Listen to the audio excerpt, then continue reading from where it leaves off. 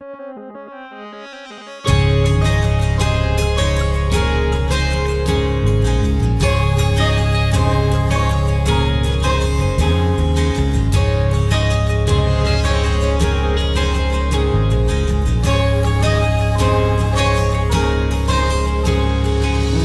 would I do if I knew that I could not fail?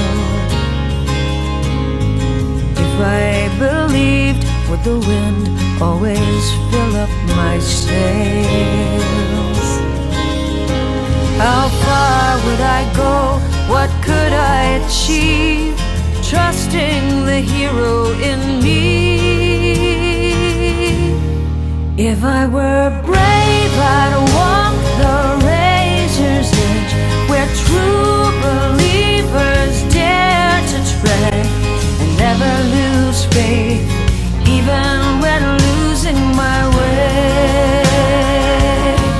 What step would I take today if I were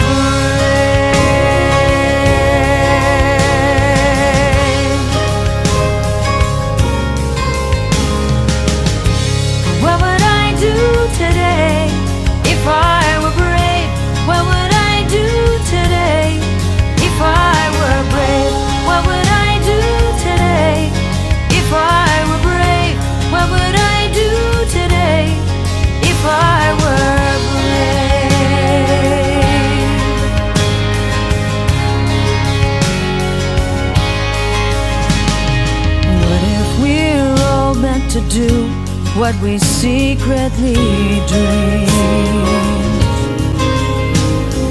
What would you ask if you knew you could have anything?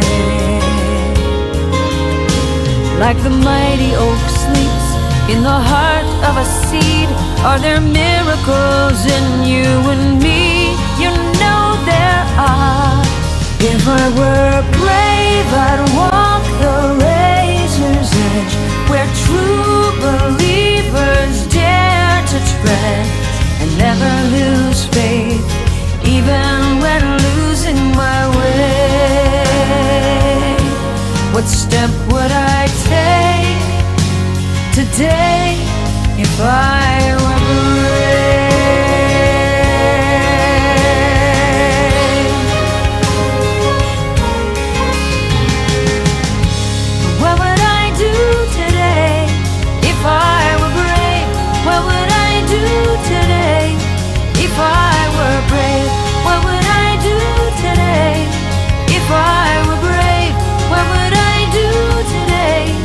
If I were brave,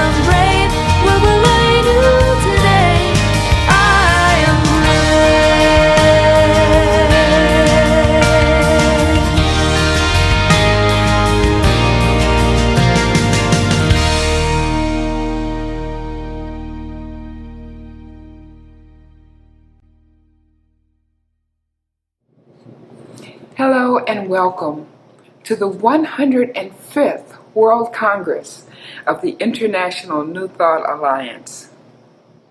This year's theme is Living Beyond Limitations, the Legacy of New Thought. My name is Reverend Judith Lee Taylor from Unity Church of Shreveport, Louisiana. Let's begin at the beginning and acknowledge our source. Divine creative intelligence, we are here in gratitude, acknowledging your presence within the heart of each being on the planet. We are one, in unity in you. We are so grateful to share in your life, for your energies to be part of our energies, for your ideas to populate our heart and minds. We are grateful for the opportunity to share our consciousness with the planet, to build upon ancient wisdom with new thoughts and understandings. We celebrate the rich diversity of our planet, of our species and all species upon this world. We celebrate the beauty of the world and look forward to improving her health as we work to improve our health physically, mentally, and spiritually. We appreciate all that have brought us to this point, whether by book, conversation, face-to-face, or ideas that come through intuition. We are grateful for the volunteers and donors who brought this Congress to fruition. And most of all, we are grateful for your presence within us, for the promises that you have made and which you regularly keep, whether we realize them or not. We are so glad to be growing in understanding, so that we are more receptive and able to be that which we are here to be, to do what we are here to do. We are so grateful to build a world that works for everyone, those living now and those that come in the future. We are so proud to be heir, to be children of the Most High, and to live from this knowledge, from this consciousness. In gratitude, we open our minds and hearts to receive and to understand on a deep level those wisdoms that are shared within this Congress. We know that we are on a journey that never ends and that leads back to the oneness that we are. And so it is. I think you're probably as excited as I am as we discuss living beyond limitation, for we know that our God is unlimited, all possibility. The New Thought legacy, of which we are a part, is one that can help everyone. And that is our goal, that the world works for all. We are growing and changing, and we are eager to do so. For the last 6 years, we've enjoyed the leadership of Reverend Larry Swartz. Larry has been involved in the INTA for many decades, and I'm sure that several of you are quite aware of his sense of humor and his undying dedication to practicing the presence of God wherever he may be. Larry was ordained as a Unity minister in 1966 and has served as co-leader of Unity of Tucson, Arizona, with his wife, the Reverend Mary Ellen Swartz.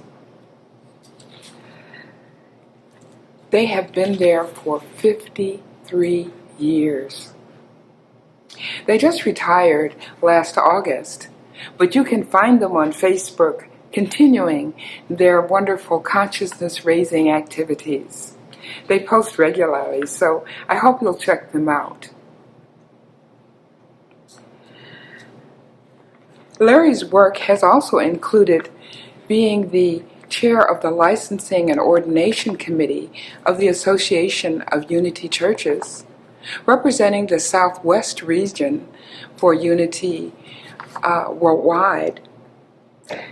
He's also been chairman of the board of the Association of Unity Churches. His leadership continued as president of the IAMU, the Independent Association of Ministers in Unity. Co-parent of 3 adult children with 3 grandsons and 2 cats. Please welcome your president, Larry Swartz. Well, good evening, dear friends. It is my great pleasure to welcome you to this 105th International New Thought Alliance being held virtually. First time for us and for many others too, for that matter, around our world. But we can do what we feel led to do, or we can always do what is right and perfect for us and for those whom we serve. So we're here tonight in this very wonderful venue. I'm sitting here at the moment in my Tucson study. Mary Ellen and I share one. And it's about a little over a month before the actual Congress. So a lot can happen in this interim period of time between the recording of this welcome message, of this message of thankfulness and appreciation, and the actual time that you'll see it. Again, thank you for signing on and being with us. Thank you for your support. Thank you for being a part of the larger picture of New Thought here within the world. It is important that we gather. It is important that we are here for the opportunity of service to our communities and to the world as a whole. For INTA and all of its New Thought integral pieces, be they religious science, science of mind, unity, divine science, and some I'm not even mentioning, and others independent.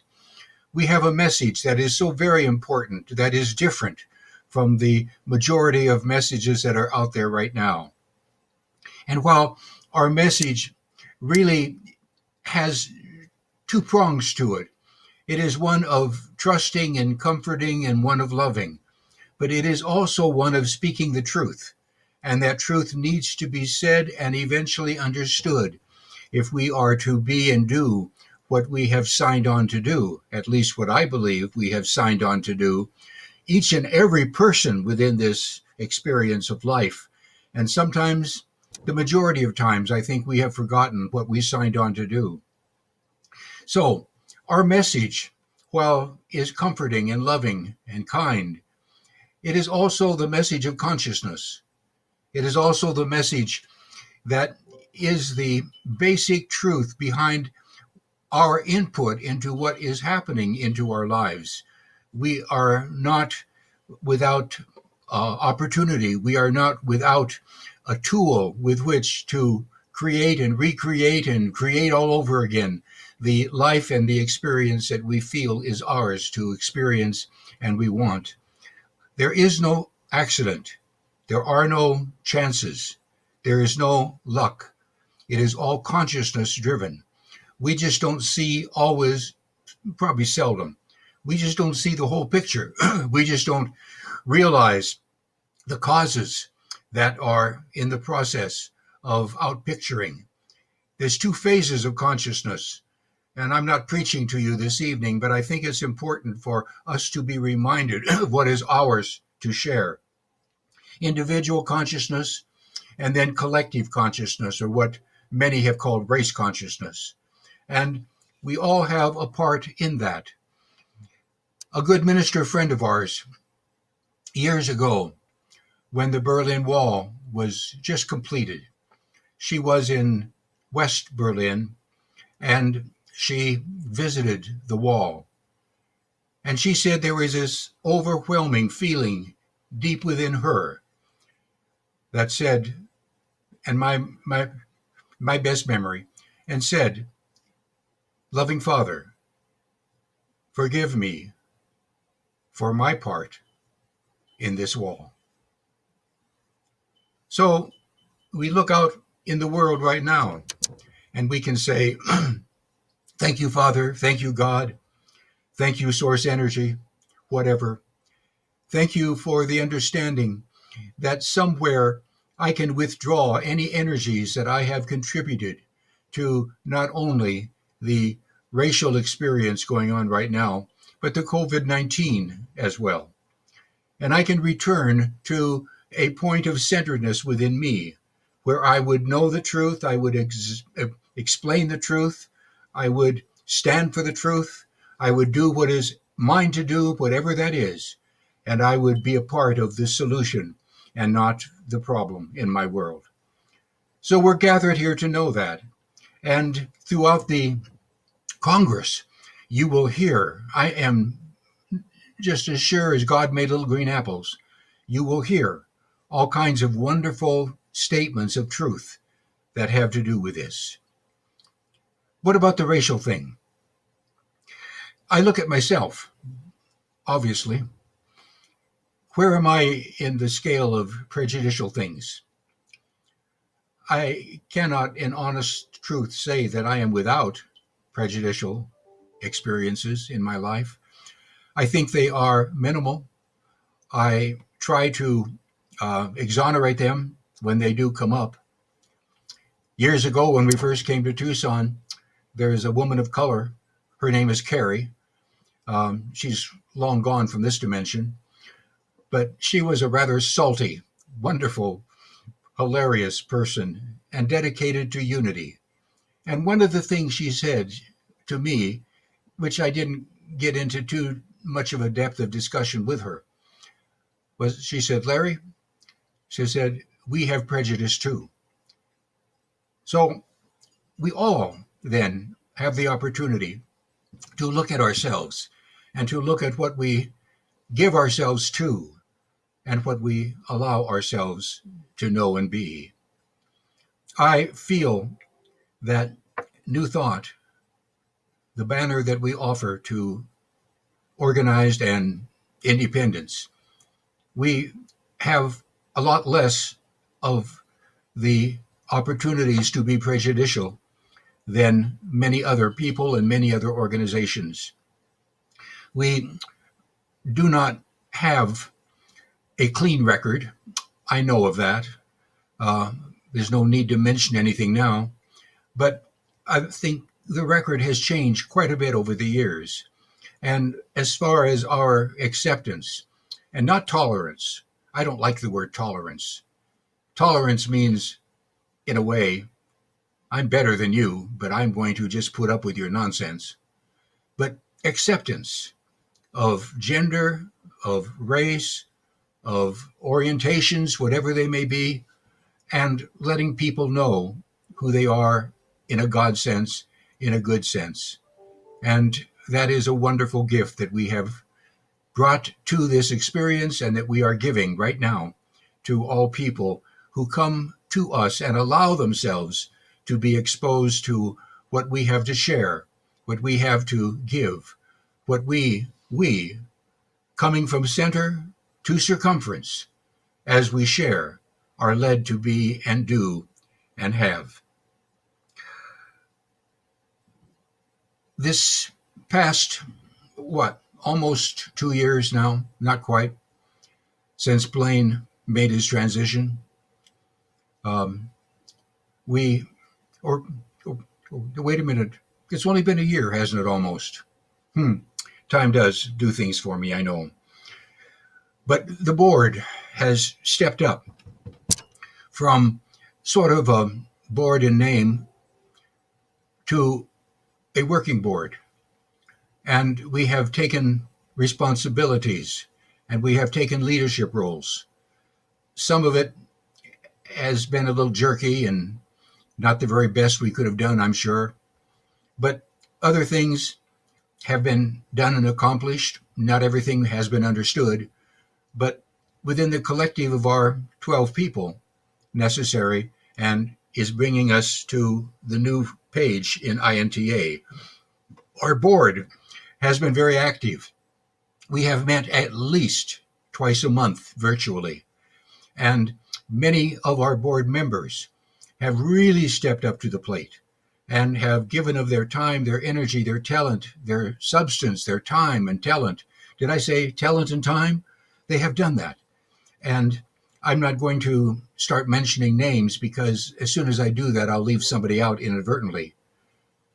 But I know who you are, and I know where you live. So thank you for all that you have done in this last time, in this last term, in this last experience that is right now culminating into a new launching pad of this 105th anniversary of the INTA Congress. Thank you. And then I bid you adieu. I am stepping off the board now. It's by law mandated, and hence I will step down as president of our association. And to do that allows me to be a little bit introspective, and I come up with words like thankfulness, like an honor to be able to stand in this way, in this light, as there have been not that many over the years, presidents of the INTA. And I join a cadre of wonderful people, wonderful dedicated truth seekers and practicers people. And I'm honored by this.